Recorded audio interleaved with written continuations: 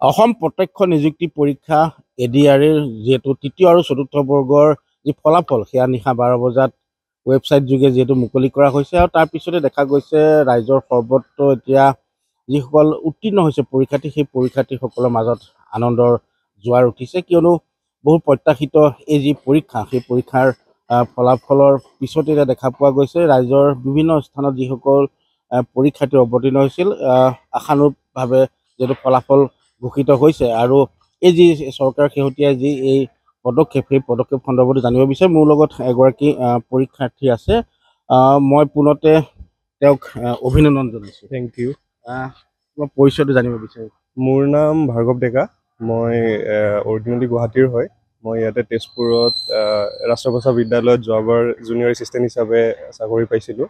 এডিআৰইতে পাইছিলোঁ, এডিআৰই 1ত, আৰু এইবাৰ এডিআৰই 2ত মানে মই bachelor degree with computer certificate যিটো পষ্টৰ কাৰণে হৈছিলে সেইটো মই পাছ কৰিছিলোঁ।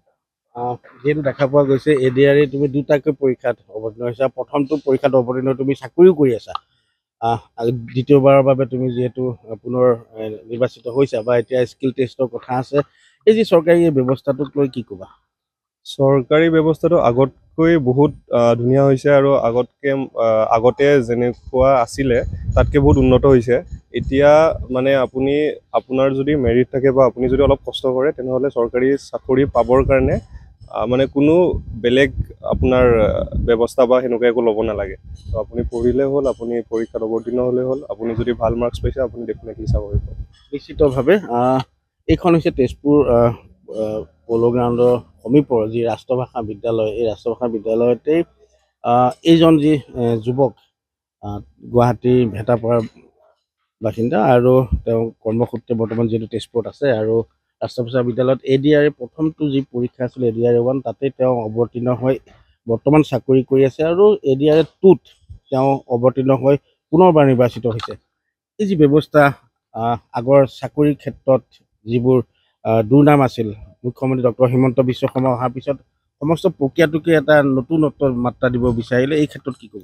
আচলতে বৰ্তমান সময়ত যিসকল নিবনুৱা যুৱক যুৱতী, শিক্ষিত নিবনুৱা যুৱক যুৱতীৰ মনটো প্ৰফুল্লিত হৈ থাকে এটা কাৰণে যে তেওঁলোকে যদি কষ্ট কৰিছে তেওঁলোকে আমি চাকৰি এটা পাম বুলি নিশ্চিত হৈ থাকে। কিন্তু আগৰ কথাটো আছিলে এনেকুৱা যে চাকৰি তেওঁৰ যিমানেই মেধা নহওক, কাৰোবাৰ বেগ লাগিব বা কোনোবা প্ৰভাৱশালী ব্যক্তিৰ এটাৰ ছত্ৰছায়াত তেওঁ চাকৰিটো পোৱাৰ এটা ব্যৱস্থা থাকে।